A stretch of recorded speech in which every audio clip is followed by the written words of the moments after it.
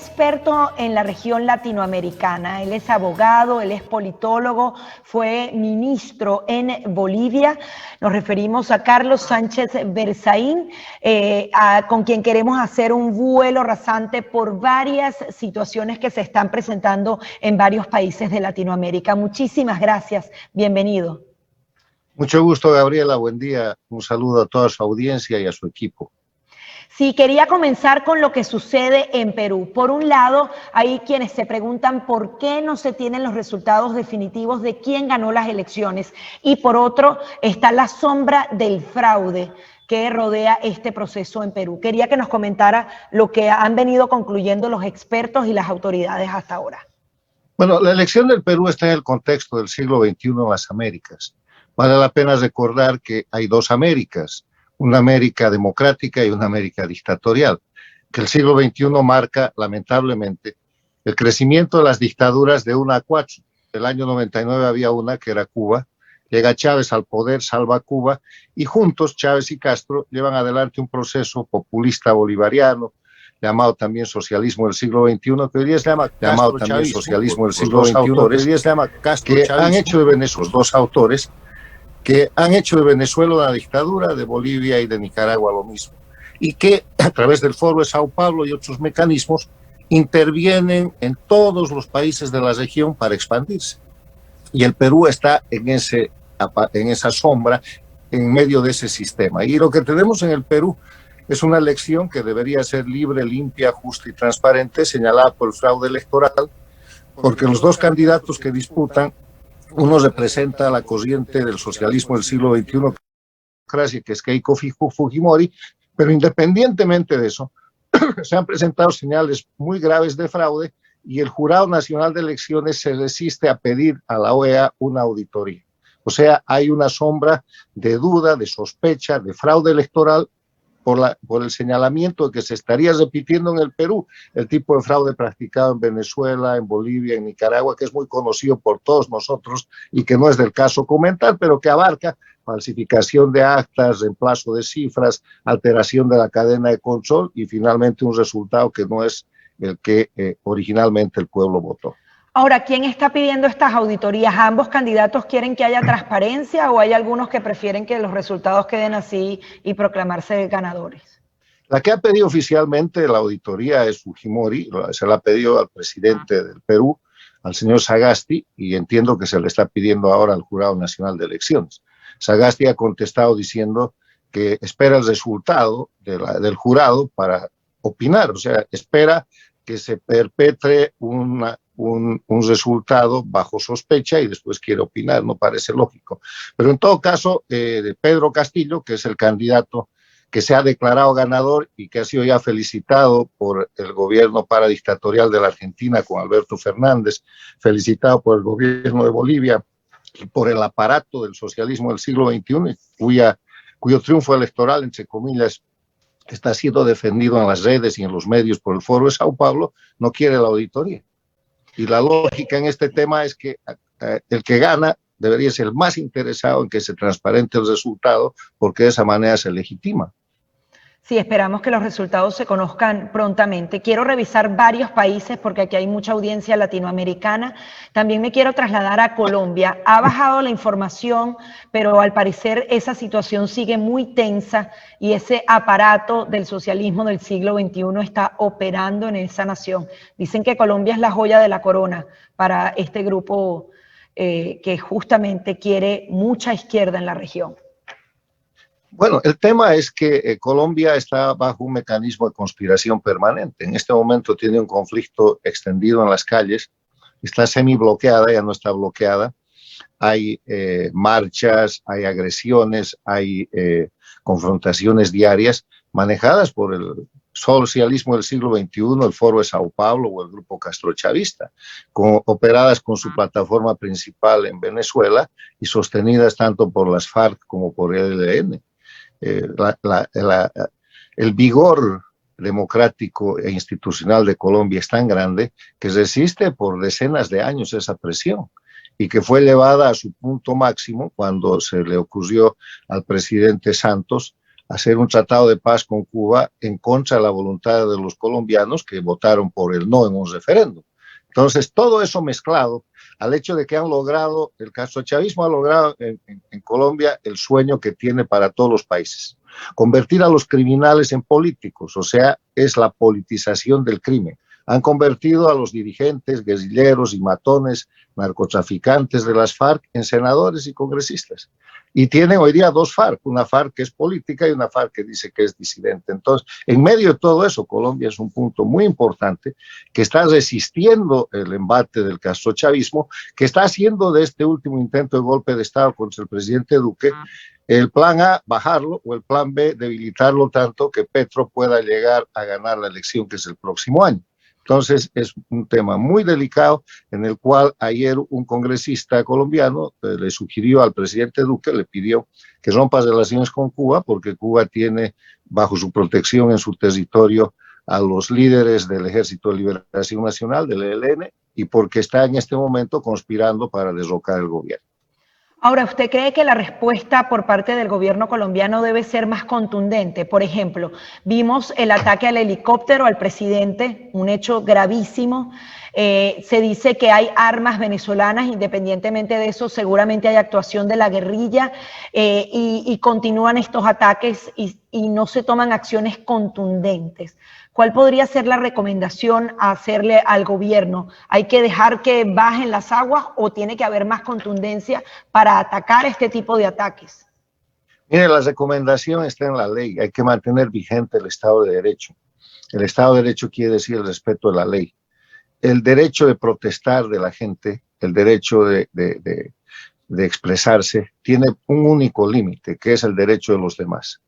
El derecho de una persona, no importa el color político, de expresar una protesta, termina cuando empieza a bloquear, a dañar o a castigar al resto de la sociedad. O sea, usted no puede alegar un derecho que haga que los niños no vayan a clases, que la gente muera en las calles, que se bloqueen los caminos y la comida no llegue a los mercados. Eso ya no es un derecho. Eso es primero un exceso y después un crimen. Entonces, el presidente Duque sabe que gobernar no es fácil, pero que la única brújula que no falla en la más grave de las tormentas es la brújula de los principios y de la ley.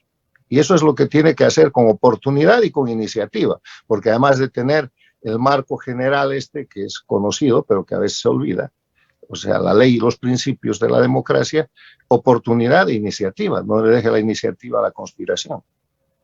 También quería analizar junto a usted la realidad venezolana. Usted justamente ha denunciado cómo grupos internacionales relacionados al narcotráfico y al terrorismo tienen una influencia muy importante en Venezuela y desde allí operan para otros puntos de la región. Sin embargo, ahora se está hablando de una negociación, de unas posibles elecciones. Coméntenos un poco cómo ve la realidad venezolana, si esa realmente es la respuesta que necesitan los venezolanos o esto es mucho más profundo y no nos estamos enfrentando solamente a un planteamiento político, sino a una lucha contra grupos criminales. Mire, no es análisis, son hechos. Mire la realidad objetiva. Hoy día Venezuela es un país ocupado por Cuba. Hoy día Venezuela es un país con la más grande expulsión y exilio de ciudadanos, ustedes lo llaman diáspora, que ni las guerras han producido. 6 millones casi de venezolanos. Hoy día Venezuela es un país con crisis humanitaria. Hoy día Venezuela es un país controlado por mafias de diverso orden. El narcotráfico, ahí están las FARC, el ELN operando en territorio venezolano. Pero además de eso, convertido en el hub, en el eje de exportación de droga que se recibe tanto de Colombia como de la Bolivia de Evo Morales, cocaína. Venezuela es un país donde hay otro tipo de mafias que tienen que ver desde la trata de blancas hasta el tráfico de oro, piedras preciosas y elementos que hacen al desastre ecológico. Trafican con todo. Venezuela es un país cuyos mandos que están detentando el poder político están acusados en tribunales de la Convención de Palermo por narcotráfico y otros delitos, y contra Nicolás Maduro existe una orden de captura internacional con un premio de $15 millones por el presidente de la Corte Suprema de Venezuela, que así se hace llamar, $10 millones. por el vicepresidente. Ahí hay una serie de órdenes que son de carácter criminal, no político. Entonces, analizando esa realidad objetiva, hay que recordar que Venezuela es hoy día una dictadura controlada por un grupo criminal, o por por el grupo del castrochavismo. Y en ese escenario ha sometido a la oposición, ha sometido al pueblo. En ese escenario es el país con mayor cantidad de presos políticos, con mayor cantidad de torturas denunciadas y con mayor cantidad de crímenes económicos que han producido centenas o decenas de ricos que van por su dinero por todo el mundo. Entonces, ese cuadro nos presenta la necesidad de una salida que se buscó durante los 2 últimos años con el gobierno legítimo del presidente Juan Guaidó, que ahora ha decidido cambiar de la política de cesar la dictadura y de establecer un gobierno de transición o de cesar la usurpación, establecer una transición y llamar a elecciones libres y limpias, a cederle a la dictadura la capacidad de hacer las elecciones que espera que sean libres y limpias, empezando con la elección de noviembre de este año, las elecciones regionales. Entonces es un retroceso muy grave que visto desde afuera es muy peligroso, pero que visto desde dentro, por la gente que está manejando la política, Guaidó, Leopoldo López, el grupo del G4, qué sé yo, parece que es lo único que pueden hacer porque se han debilitado muchísimo. Y además, parecería que en el ámbito internacional se está tratando de buscar la rehabilitación del régimen de Maduro, ojo con esto, es muy importante, para hacer un poco el fenómeno de Colombia, convertir a los criminales en políticos, volverle a reconocer al perseguido con $15 millones de premio por su captura, Maduro y sus cómplices, volverle a reconocer internacionalmente estatus político y en ese estatus político hacerlo irremediable, ayudar a Cuba. Están en la política de habilitar Venezuela para salvar a Cuba, porque Venezuela sigue siendo la colonia principal de Cuba. O sea, el tema es muy complejo, esto que le termino de describir es lo que está en juego en este momento, y son los venezolanos de la oposición los que tienen el asunto en sus manos y están llevando adelante un proceso de diálogo y aproximación que hace un tiempo rechazaban. Yo creo porque es lo único que les queda en una situación de debilidad que puede afectar inclusive la propia legitimidad del gobierno de transición. O sea, la situación es muy compleja, no ha mejorado, Venezuela ha empeorado en su posición de recuperar la libertad y la democracia, y el pueblo lo sabe y por eso vive protestando y reclama algo más de los líderes que lo están representando. ¿Usted cree que es posible vencer a una dictadura con justamente enlaces con el terrorismo y el narcotráfico a través de los votos? Yo creo que para eso le voy a citar 3 cosas. Primero, en el foro del Inter-America Institute for Democracy el pasado 5 de mayo, el orador principal era el entonces presidente del Ecuador, Lenín Moreno.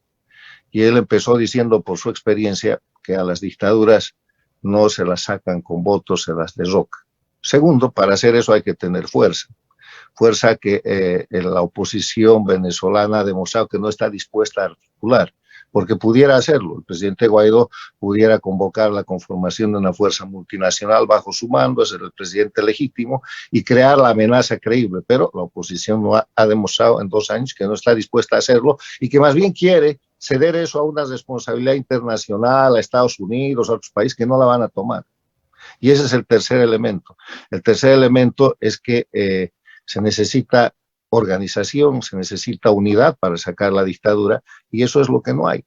El grupo del G4, antes la Mesa de la Unidad, se ha dedicado primero a discutir entre ellos los pequeños espacios de poder que tienen, porque hay poder en la oposición, y en vez de unirse para acabar con la dictadura, termina en una especie de asociación y de reparto de espacios que el pueblo venezolano está señalando y está reclamando y que hace perder la fe. Se puede sacar a una dictadura con unidad, con una estrategia y con iniciativa, pero unidad, y eso es lo que no hay. Ahí vemos las discusiones que son mucho más graves, además alentadas por el régimen que tiene la experticia castrochavista cubana, que planta la semilla de la desunión en la oposición. ¿Cuántos grupos de oposición hay en Venezuela? 10, 20, 30. ¿Y cómo se elevan entre ellos? Pésimo. Entonces ahí aparece también la sombra de la oposición funcional, porque muchos de esos grupos terminan o empiezan, ya verá el venezolano cómo lo juzga, siendo funcional al sostenimiento de la dictadura y a darle condición política al crimen organizado que controla Venezuela. Usted hacía referencia a ese importante evento que se dio en la ciudad de Miami hace algunas semanas, donde participó el expresidente Lenín Moreno cuando todavía era presidente, participó el expresidente Mauricio Macri de Argentina. Allí se veía muy claro los planes que tiene el Foro de Sao Paulo, cómo la izquierda tiene una consolidación, un plan a mediano y largo plazo. Pero allí también se hablaba de que de este lado se organizaran los países para dar frente a este tipo de planes maquiavélicos que se están presentando en la región. ¿Usted cree que realmente hay un grupo consolidado que esté trabajando para hacer frente a este tipo de amenazas? Porque me preocupa mucho que se quede en los foros, en los discursos, en las reuniones de los grandes pensadores, pero que de manera práctica no se esté ejecutando un plan para simplemente proteger la democracia en Latinoamérica. ¿Cómo lo ve usted, usted que siempre está en contacto con las grandes esferas políticas de Latinoamérica? Mire, Gabriela, esta es una cuestión de querer y de poder. Al frente de la democracia, en esta confrontación de las dos Américas, dictadura versus democracia, la democracia tiene al frente un grupo muy organizado, liderado por Cuba, que tiene la metodología y tiene el know-how, el saber hacer de 62 años, cometiendo crímenes, desde fusilamientos hasta guerrillas, pasando por narcotráfico, exilio, torturas, todo aquello que le han exportado a Venezuela. Las cárceles políticas venezolanas, las torturas, como lo ha demostrado la propia información internacional, es técnica cubana. Pero además de eso tienen unidad de mando. Ahí manda la estructura de la inteligencia y la estrategia cubana. Y además de eso tienen muchísimo dinero que proviene de los crímenes que cometen, que eso van desde el narcotráfico hasta el asalto de los estados y el desvalijamiento de países como Venezuela, que la han dejado en la nada, como Bolivia, que hoy día ya tiene 60% de deuda con relación a su Producto Interno Bruto, etcétera. Entonces, al frente de eso están los países con democracia, donde la defensa es en cada país, y lo que se trata de hacer es uniformar las reglas de esa defensa, recordando que hay una Carta Democrática Interamericana, que hay 5 elementos esenciales de la democracia y que la democracia no puede ser inerme. O sea, la democracia tiene mecanismos de defensa que están fundados en la ley. Y los presidentes en cada situación los tienen que utilizar de acuerdo a su mejor criterio. Y ahí tiene usted resultados diversos. Tiene el golpe de Estado contra Lenín Moreno en octubre del 2019, pues lo paró Lenin, expulsó a Cuba, rompió relaciones con Cuba, sacó a todos los médicos y espías cubanos, frenó la penetración que hacía Venezuela a través de Colombia y sobrevivió.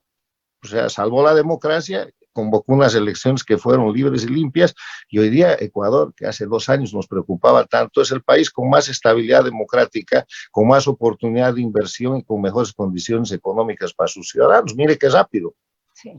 En cambio, en la otra mano tiene Chile, que a partir del alza del precio de un boleto de subway, de un boleto de metro, está reformando su constitución, ha ido a una constituyente.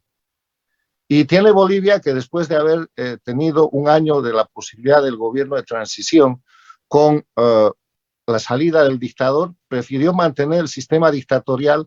La gente que tenía que hacer la transición, Yanine Áñez y su grupo, con notables políticos que han demostrado ser funcionales, le devolvieron no solo la dictadura, sino el retorno del dictador y la impunidad, y hoy día es una dictadura electoralista con careta de democracia, donde hay presos políticos, la propia señora Áñez, expresidenta, está presa, y donde el sistema castrochavista ha establecido la jaula donde la oposición ya no es oposición, ni siquiera funcional, son rehenes.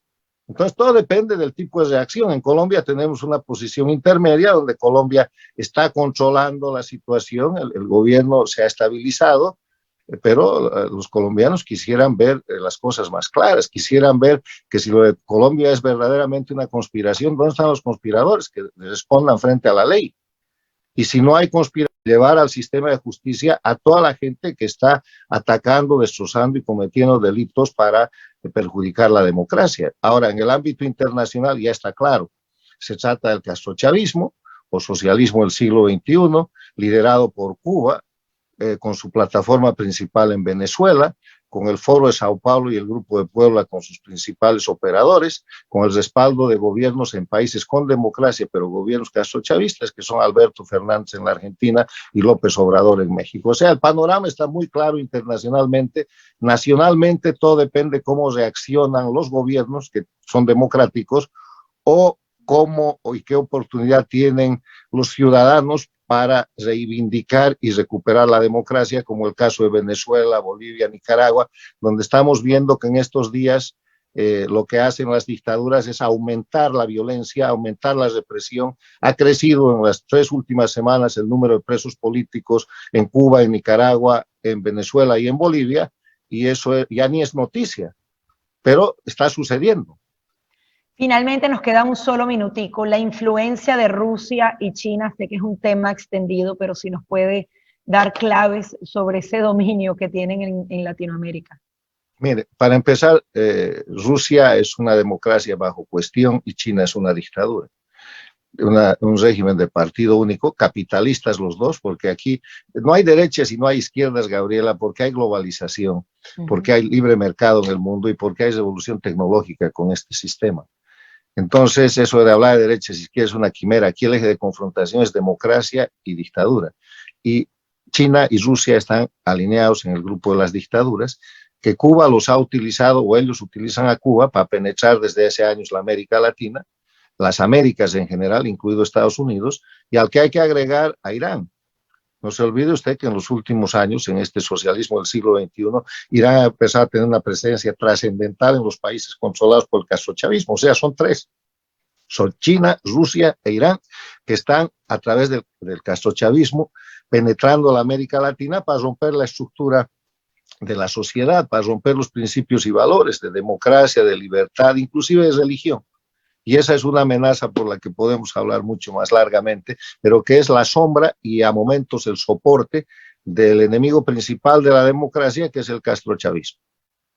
Muchísimas gracias por su participación. Podríamos estar aquí horas hablando de cada país. Mucho gusto, Gabriela. Un saludo de nuevo a su equipo. Gracias a su importante audiencia y un gusto estar con usted. Son las declaraciones de Carlos Sánchez de Berzaín, exministro de Bolivia, experto en relaciones internacionales, abogado, politólogo, quien nos acompañaba entonces haciendo este análisis. Vamos a hacer una nueva pausa aquí en Al Día con Sergio y al final estaremos dando una última revisión a la información de actualidad. Ya venimos.